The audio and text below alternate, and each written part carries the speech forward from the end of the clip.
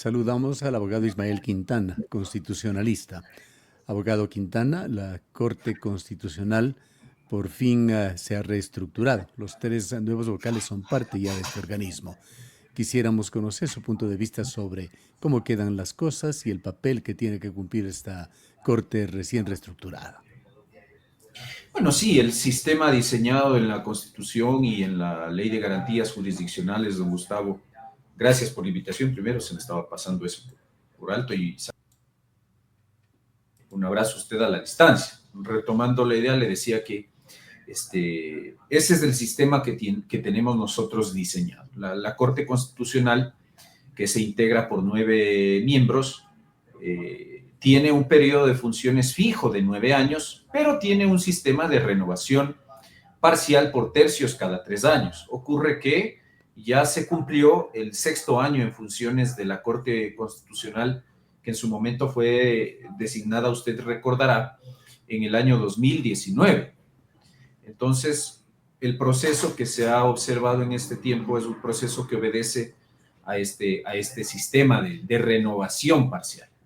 Entonces, claro, al día de hoy ya la comisión calificadora finalmente, luego de haber resuelto los recursos de revisión, principalmente tengo entendido el de la ex postulante Pamela Aguirre, y luego de que se destrabó esta inhabilitación que surgió de último momento respecto de uno de los, ya no postulantes, pues sino propiamente ya jueces que han sido designados, el señor Terán, finalmente se termina destrabando esa supuesta inhabilitación que pues, muchos sostuvimos que jurídicamente no existía y que el Consejo de la Judicatura tuvo que salir a aclararle al Ministerio del Trabajo que efectivamente la inhabilitación al día de hoy ya no existía porque había transcurrido el tiempo que por ley se establece para efectos del impedimento de un cargo público. Entonces, luego de todo eso, ya se ha anunciado en instancia definitiva los puntajes.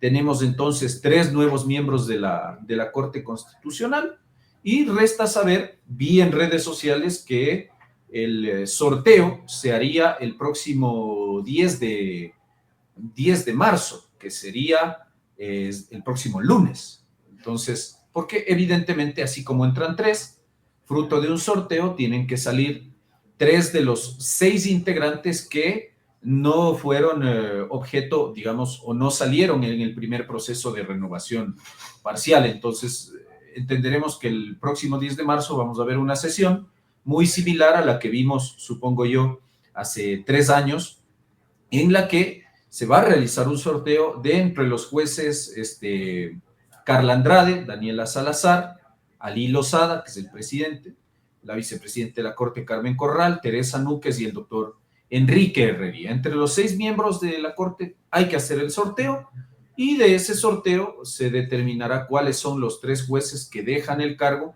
y que serán reemplazados por Benavides, Salgado y Terán. ¿Con qué grado de conformidad ha visto usted el proceso que se ha seguido hasta hoy?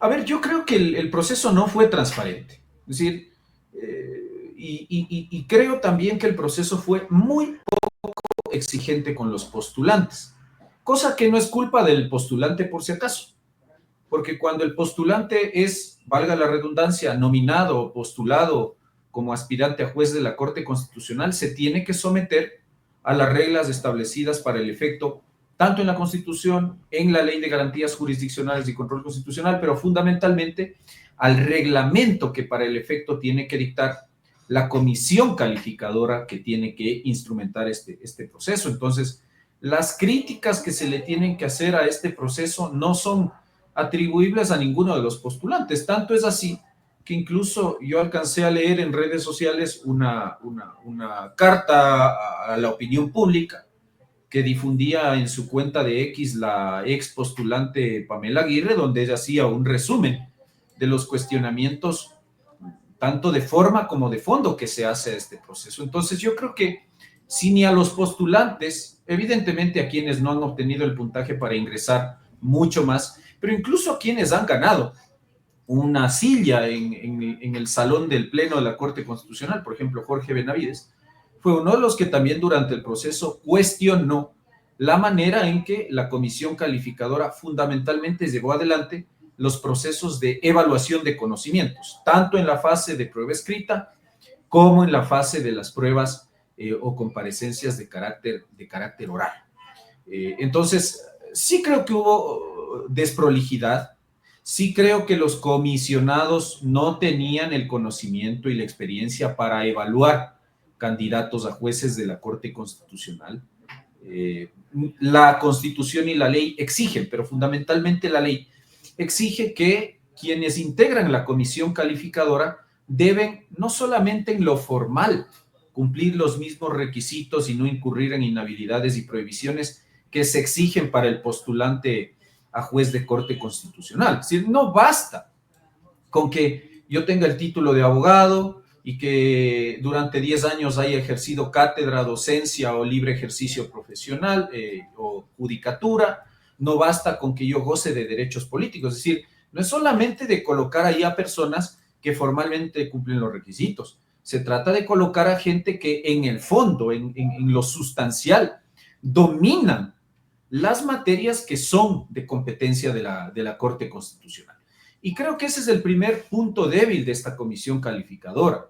Ninguno de los 4 comisionados domina el derecho constitucional y el derecho procesal constitucional. De hecho, usted ahí tenía funcionarios de la Asamblea Nacional, tenía al señor Izquierdo, presidente de la comisión calificadora, que lo que tiene es un historial de haber trabajado en la Procuraduría General del Estado, y que decía que su gran expertise en materia constitucional era haber defendido los intereses del Estado en un caso contra los hermanos Isaías. Esa era su experiencia en litigio constitucional, no lo digo yo, lo dijo él.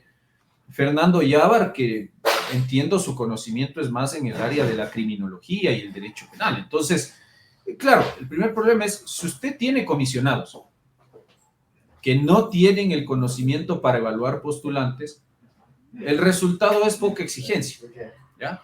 Y luego sí llamó la atención la manera en que se hizo las preguntas. Hubo una fase de evaluación escrita que se calificó sobre 35 puntos, en la que supuestamente se les entregó a los postulantes un banco de preguntas, casi de 300, 200 y pico de preguntas. Y claro, el otro día yo le escuchaba a un colega periodista suyo preguntarle al presidente de la comisión calificadora quiénes habían elaborado las preguntas, porque resulta que la ley de garantías jurisdiccionales es muy clara. Por ejemplo, en la comisión calificadora de 2019, cuyos integrantes distan absolutamente en su preparación y en sus conocimientos de los actuales integrantes de la comisión, no fueron pues delegados, profesores, expertos o académicos quienes hicieron las preguntas de conocimiento teórico y quienes elaboraron los casos prácticos que luego sirvieron para las comparecencias orales. Fueron los integrantes de la propia comisión los que hicieron las preguntas, porque así lo dispone la Ley de Garantías Jurisdiccionales. En esta ocasión, ocurre que los comisionados, claro, deciden llamar a unos, ha dicho el presidente de la comisión, se sirvieron de profesores, de expertos, de académicos, para que ellos les den, como se dice coloquialmente, elaborado el banco de preguntas. Entonces, claro, su colega periodista el otro día le decía, bueno, y tal vez usted podría, doctor Izquierdo, decirnos cuáles son los nombres de los profesores o académicos que elaboraron las preguntas, y no lo supo contestar.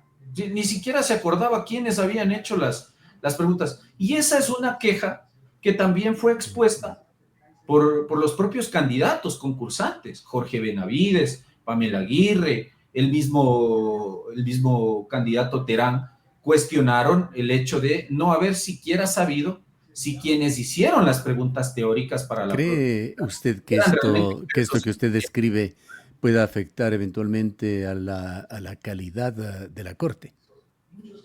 A ver, lo que pasa es que las cortes constitucionales no se van a legitimar por la manera en que son designadas. Vea que en Ecuador nosotros con el sistema anterior, con la constitución anterior, teníamos un tribunal constitucional que no era designado mediante un concurso, sino que sencillamente era designación de carácter político. ¿Sí? Había 9 vocales, de ternas enviadas por el presidente, por el propio Congreso, por la Corte Nacional de Justicia, por los gobiernos autónomos descentralizados, por el sector de los empleadores, por el sector de los trabajadores. Entonces, se enviaban ternas y de esas ternas el Congreso nombraba las vocalías del Tribunal Constitucional. El problema no es el sistema de designación. Es decir, puede haber una designación más política, como la teníamos hasta la Constitución del 98, como puede haber un sistema de designación totalmente cerrado mediante un concurso como el que tenemos ahora, porque ahora no es que el que quiere se postula para ser juez de la Corte Constitucional, no, usted necesita que la función ejecutiva, legislativa o de transparencia le nominen, le postulen, ¿ya? Entonces, como es un concurso cerrado, uno esperaría que haya la responsabilidad de escoger bien a los candidatos. Ahora, no importa el proceso de designación. Mire, aquí podemos pasarnos cuestionando si se hicieron bien las pruebas, que quién hizo las preguntas, que si hubo rigurosidad en la evaluación de las comparecencias orales, que si los mecanismos para calificar las carpetas, es decir, los méritos de los postulantes fueron los adecuados. Podemos discutir lo que quiera. Las cortes en general, pero con mucho más especificidad y exigencia, los tribunales y cortes constitucionales se legitiman en el ejercicio del cargo. Es decir, hablan por sus fallos, se legitiman por sus decisiones. Entonces, más allá de los cuestionamientos que se puedan hacer a este proceso, que a la larga ya culminó y que ha dejado 3 personas nombradas que en los próximos días van a ser posesionados en la Corte Constitucional, habrá que esperar a ver cuál es el desempeño de estos nuevos magistrados, sí, pues, al momento de resolver. Juzgando por sus hechos, que no demorarán en hacerse públicos.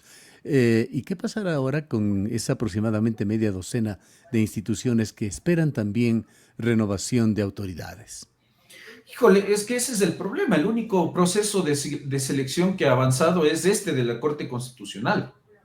El Consejo de Participación Ciudadana avanza poco menos que a paso de tortuga en los procesos de selección. Está pendiente concurso para nombrar defensor del pueblo. Tenemos defensor del pueblo encargado ya, me parece que entre 3 y 4 años. Yo no sé qué espera el Consejo de Participación Ciudadana para hacer el concurso. Está pendiente la designación, para mí la más importante, del reemplazo de la fiscal Salazar.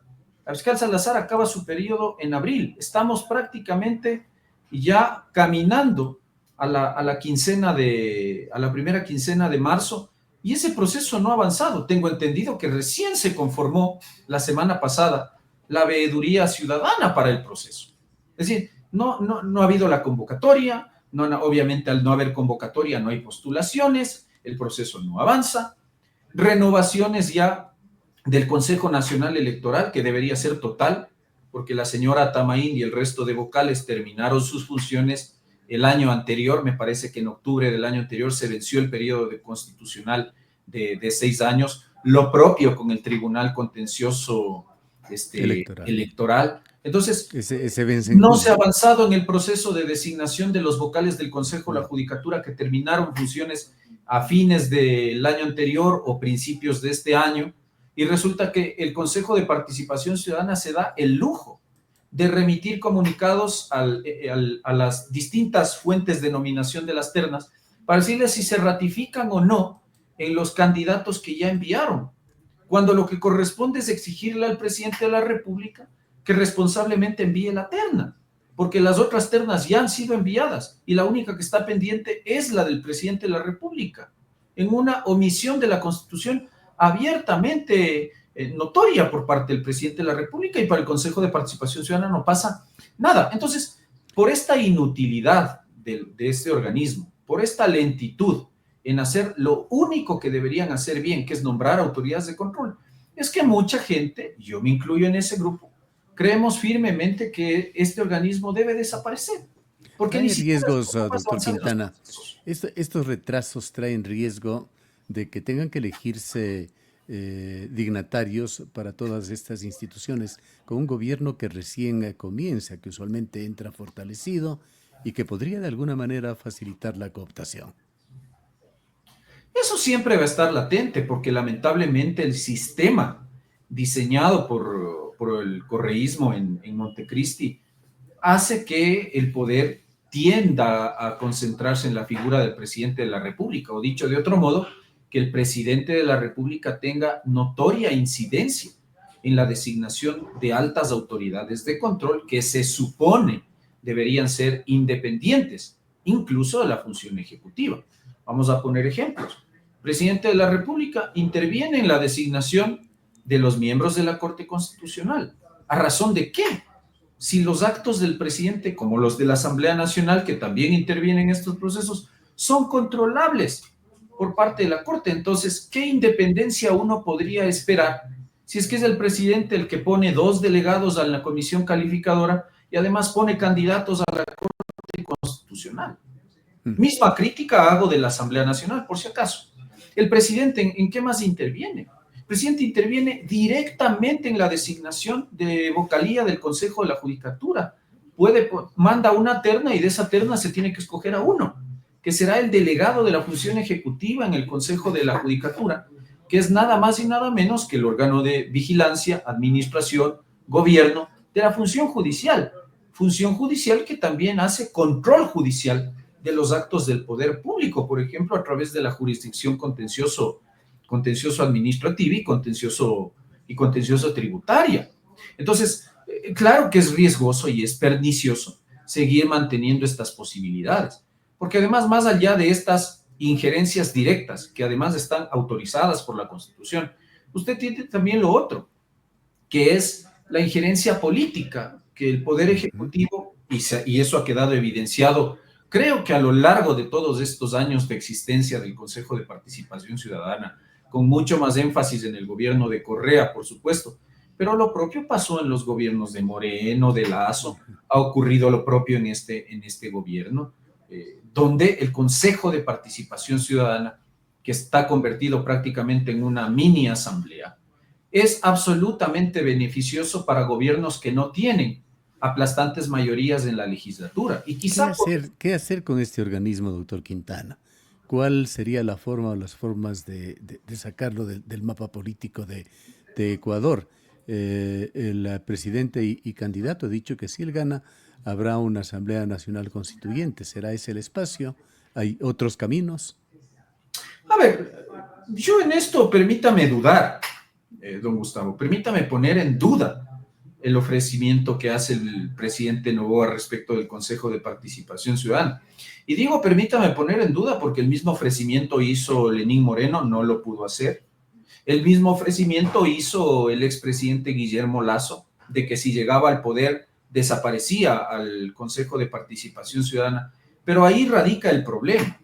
Y yo en esto suelo hacer un símil un poco grotesco respecto de lo que pasa con el Consejo de Participación Ciudadana y los gobernantes de turno. Y lo suelo comparar con lo que pasaba entre don Armando y Betty la Fea. Creo que sí hemos hablado de esto con usted. Entonces, ¿qué es lo que yo suelo decir? Claro, lo que pasa es que en este caso Daniel Noboa está en el poder, pero cuando el político es candidato y tiene que conquistar el voto del elector, le ofrece cualquier cosa. En este caso, claro, como el Consejo de Participación Ciudadana genera resistencia, genera rechazo por parte de la ciudadanía, al menos de la ciudadanía que de algún modo tiene un interés o tiene algo de conocimiento de lo que hace, o más bien dicho, de lo que nunca hace este Consejo de Participación Ciudadana y Control Social. Entonces, claro, es el cuco feo, es Betty la Fea, ¿cierto? Porque claro, pues cuando don Armando estaba sobrio y le veía a Betty la Fea no tan agraciada, no quiero que esto suene a una ofensa, por eso hablo de una comparación. Pero claro, cuando don Armando le veía a Betty la Fea, don Armando no le paraba bola, pues. Le parecía una mujer no agraciada, una mujer fea, ¿cierto? Pero cuando don Armando se tomaba un embellecedor, empezaba a verle bonita. Eso les pasa a los políticos con el Consejo de Participación Ciudadana. Cuando no tienen el poder, es decir, el embellecedor, el Consejo de Participación Ciudadana es todo lo más feo del mundo y del país. Todo lo más desastroso, todo lo que está mal, hay que desaparecerle, vamos a la constituyente y con una constituyente desaparecemos al organismo. Pero cuando llegamos al poder, y además llegamos al poder sin tener mayoría en la asamblea, Entonces empezamos a pensar con un poco más de detenimiento. Y a lo que antes le veíamos feo, con el embellecedor, que es la banda presidencial que dice mi poder en la Constitución y el mandato popular dado en urnas, ¿no es cierto? Esa institución que antes era fea nos empieza a parecer atractiva, porque claro, ¿para qué voy yo a promover un proceso de cambio constitucional para devolverle a un parlamento la nominación de autoridades de control si yo no tengo mayoría en la Asamblea o en el Congreso, como se llama? Entonces, si yo no controlo el Parlamento, evidentemente no voy a tener control en el sistema de designación de autoridades. ¿Qué me conviene más? Y eso le pasó a Lasso, que acuérdese usted, tenía 12 legisladores. ¿Ya? Entonces, claro, en su momento se pone a pensar y dice, no, pues prefiero capturarme 4 de 7 votos en el Consejo de Participación Ciudadana para que hagan lo que yo les ordeno, a tener que estar negociando con 70 y pico más de legisladores para que nombren el contralor que yo quiero, el procurador que yo quiero, los superintendentes que yo quiero. Ahora, finalmente, la posibilidad de desaparecer el órgano está ahí. Y la vía no es una asamblea constituyente. La vía, y ha dicho la Corte Constitucional, es la reforma parcial. Ahora, claro, si la Corte me ha dicho que procede la reforma parcial para desaparecer un organismo con base constitucional como es el CPCCS, evidentemente también se lo puede hacer a través de un proceso constituyente. Lo que pasa es que los procesos constituyentes no son soplar y hacer botellas como alguien le está haciendo creer al presidente de la República. Son de pronóstico reservado, así es. Efectivamente. Para terminar, doctor Quintana, un criterio brevísimo sobre esas últimas decisiones tomadas por la Corte Constitucional de dejar sin efecto varios artículos de la Ley de Apoyo Humanitario, incluyendo aquellas decisiones que tenían que ver con el empleo en Ecuador. El legislativo consideraba que a través de esta normativa se habían vulnerado derechos laborales de los trabajadores y la Corte le ha dado la razón. Sí, y creo que lo hace con toda la razón del caso. Es decir, no hay nada nuevo que la Corte haya dicho en esta sentencia que se ha hecho pública apenas ayer. Siempre se dudó de la constitucionalidad de esta norma que establecía los contratos temporales y la posibilidad de desvincular trabajadores sin seguir los procedimientos establecidos en la legislación laboral para el efecto. Claro, hay que entender también que la ley de apoyo humanitario se aprobó en el contexto de una pandemia, donde la circunstancia de fuerza mayor, que era esta enfermedad, golpeó no solamente los bolsillos de los trabajadores, pues también golpeó las capacidades económicas de cancelar sueldos, utilidades, seguridad social de los empresarios, porque sin empresa y sin actividad económica tampoco hay fuentes de empleo. Me parece que eso hay que también ponerlo en contexto, ¿ya? Ahora, otra cosa es que esa normatividad que se dictó en ese contexto extraordinario, excepcional y afortunadamente temporal, se haya convertido en una regla y que cuando ya, gracias a Dios, hemos superado la pandemia de COVID-19, sigamos nosotros aplicándoles a los trabajadores estas reglas laborales que son abiertamente violatorias de derechos constitucionales. Entonces, por esa razón, al día de hoy ya no se justificaba, y eso es lo que la Corte dice en su fallo, no es admisible seguir manteniendo normas que restringen derechos de los trabajadores cuando la circunstancia que motivó la aprobación de esta legislación, insisto, excepcional y temporal, ya desapareció. Entonces, seguir permitiendo contratos temporales, seguir permitiendo desvincular trabajadores sin la posibilidad de seguirles el trámite del visto bueno, por ejemplo, no es conforme a la Constitución. Y por esa razón se ha declarado la inconstitucionalidad de estas disposiciones. Bien. Le agradecemos mucho, doctor Quintana, por habernos acompañado. Un abrazo, don Gustavo. Gracias por la invitación. El abogado Ismael Quintana es constitucionalista.